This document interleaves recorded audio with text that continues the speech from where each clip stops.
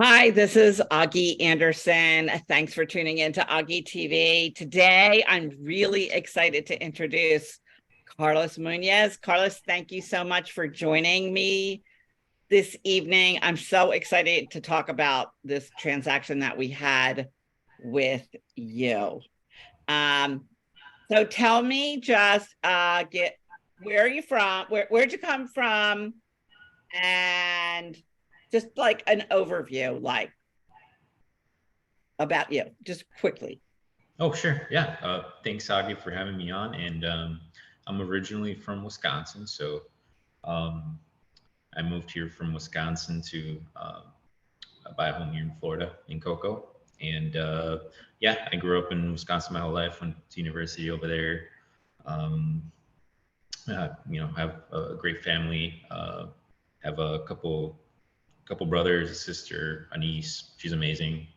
Um, and that's me, I guess. That's great.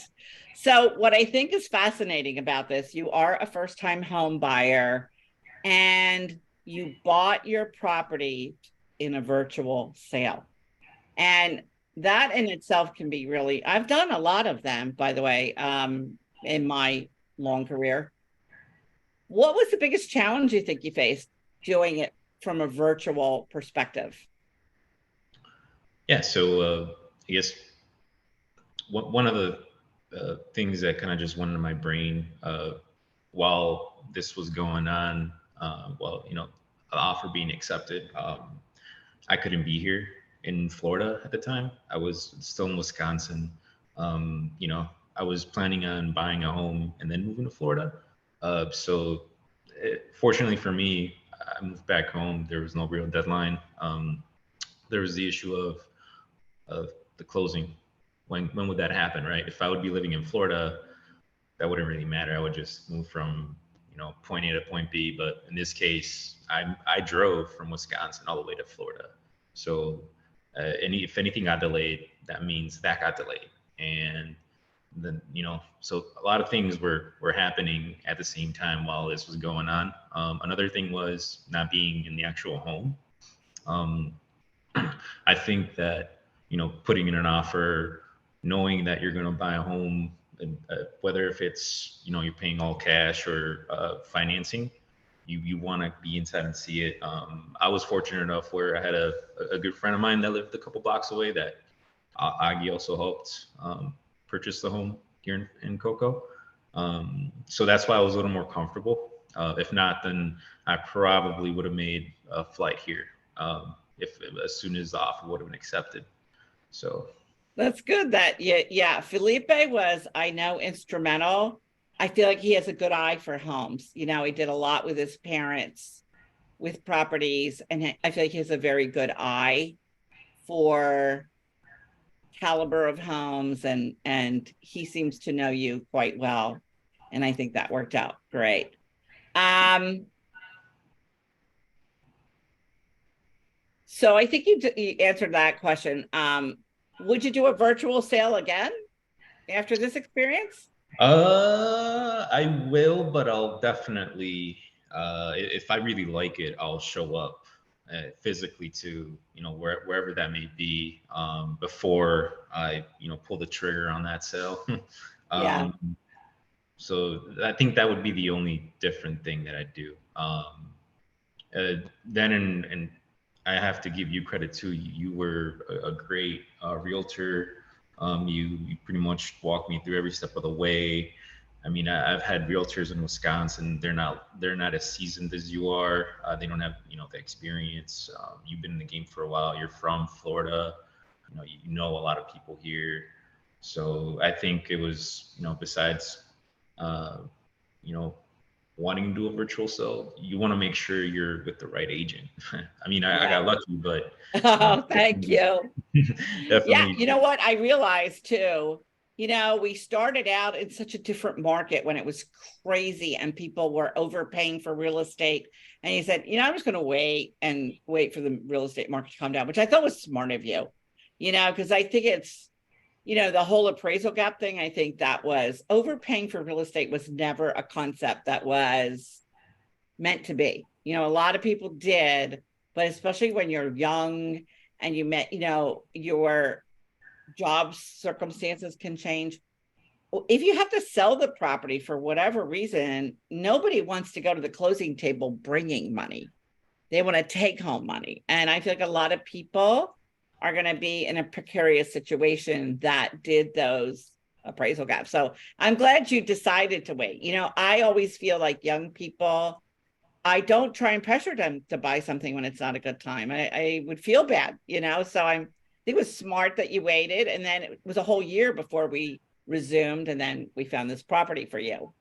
What was the most significant hurdle, do you think, with that we had to overcome with getting the home? Good question. That had to be the inspection. So, realistically, the seller wanted approved financing after the first 25 days after the offer was accepted by him.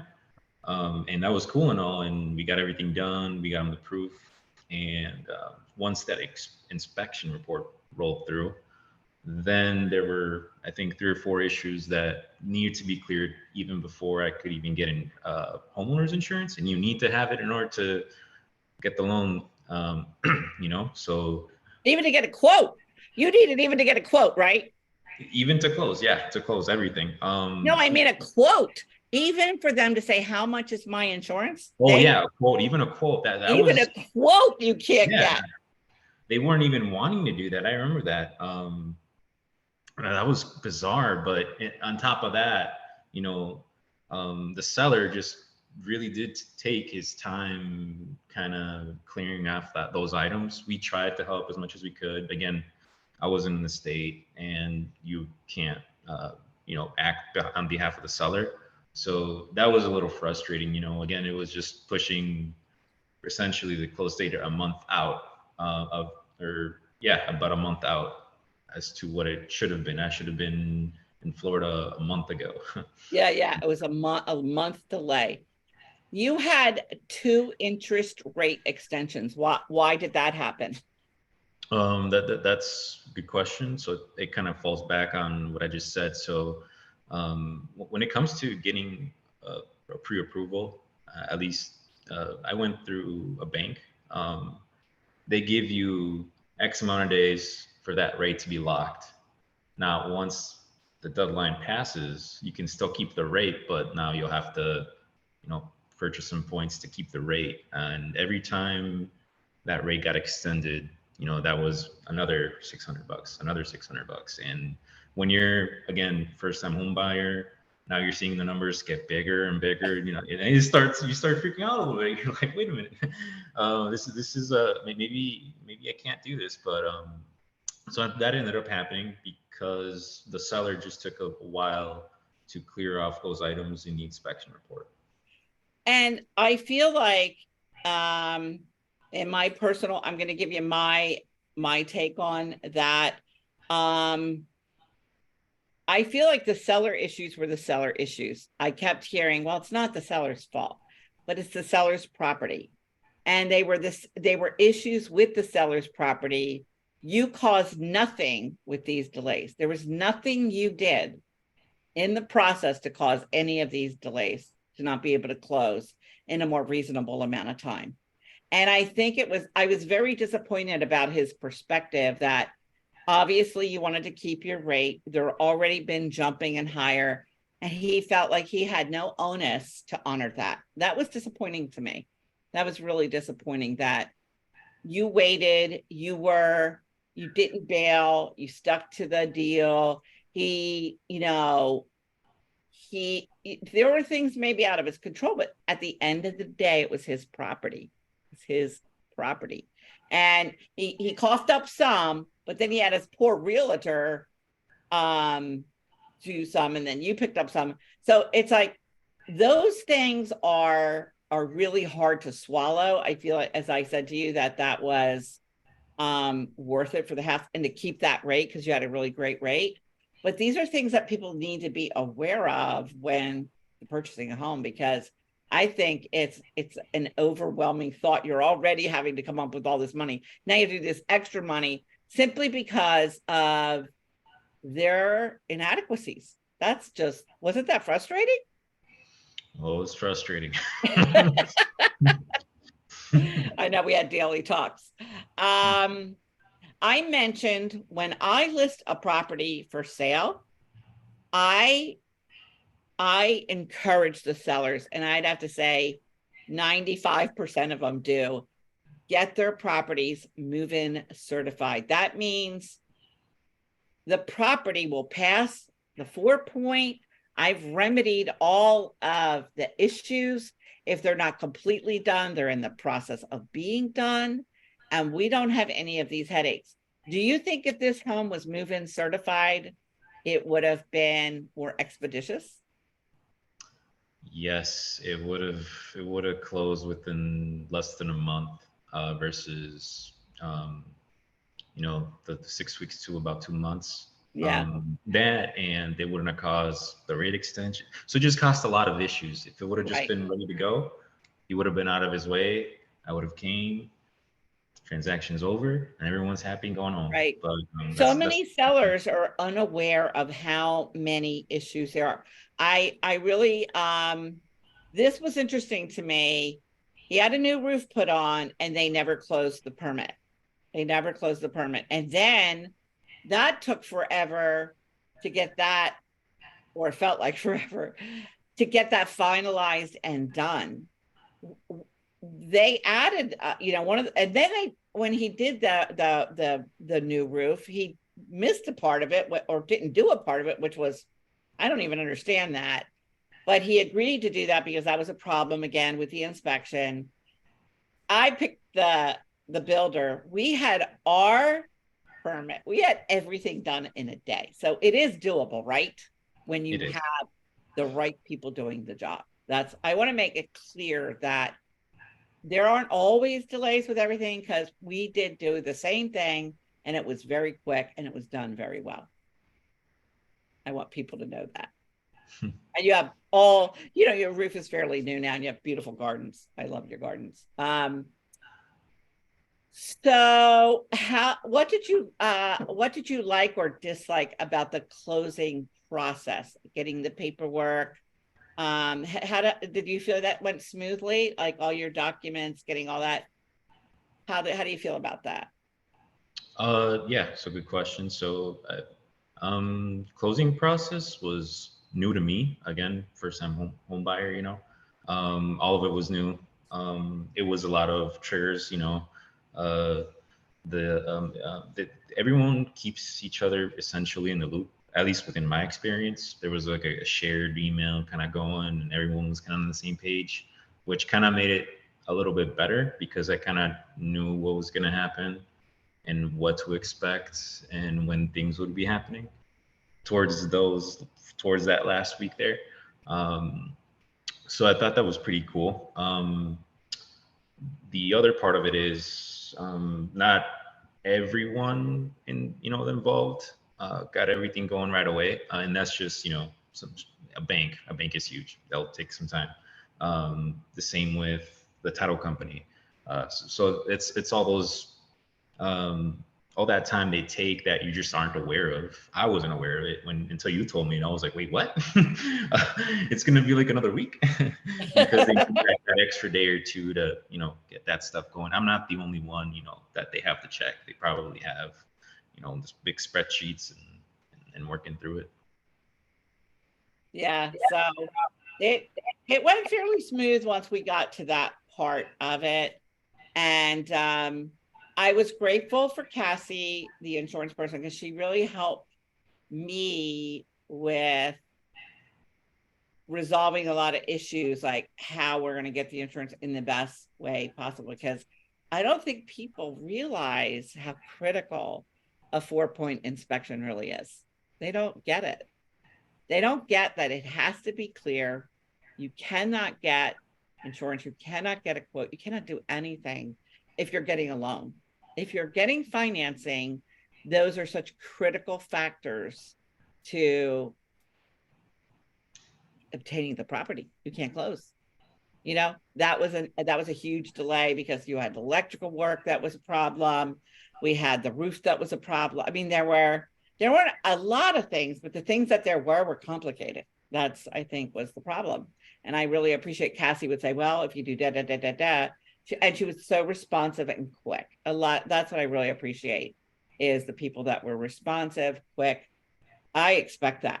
I expect that of people, like, you know, to be service oriented to help my clients, not drag on. Did they call you back? No, no, not yet. I don't like that. You don't get too many chances with me with that kind of stuff. All right, so we're almost to the finish line here. What was it like to see your new home for the first time? It was good. From just seeing pictures online, video. Yeah, I walked in and I was like, well, this is a big house just for one person. um, Definitely do like the backyard. It's beautiful. Kind of how you mentioned earlier. It's. I mean, I just walk out there just to walk out there sometimes, and I essentially leave this realm for as long as I'm back there. So that's interesting. The front yard too. There's some small palm trees out there. It's amazing. I definitely love the landscaping. That was done perfectly. The house inside too. It's pretty spacious. You know, three bedroom, two bathroom.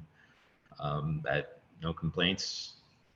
It is. It's really nice. I've never seen, honestly, I've been selling real estate for a long time. I have never seen gardens like that before. And, you know, in a more modest type home. You know, you see them in big, extravagant places, maybe, but he was very good at that. And I was very wowed by the landscaping was fabulous. I think that was such a bonus for you to have that on that property. And then we're going to wrap up with what advice do you have for first time home buyers? Try to stay informed. It's okay to be scared. You won't know exactly what it is until you go through it. Find a great real estate agent like Augie. Make sure if you're looking for financing, make sure where you're getting financing from. That they are quick with you. They treat you well. Essentially, everyone. Same with the homeowners insurance. Like you said, they were great. They were on point, giving us, helping us to get that homeowners insurance. So yeah, just try to do the best, set yourself up, and I wish you the best. Yeah.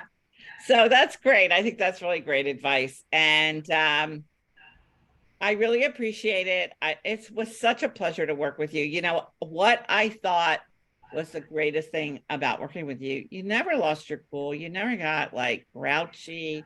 You seem to always manage to take things in stride. And I think that's a great way to be, because it's not going to make anything different to get miserable over things. You know, it's going to still be the same thing. So you always seem to keep very calm about things. I was always very impressed by that.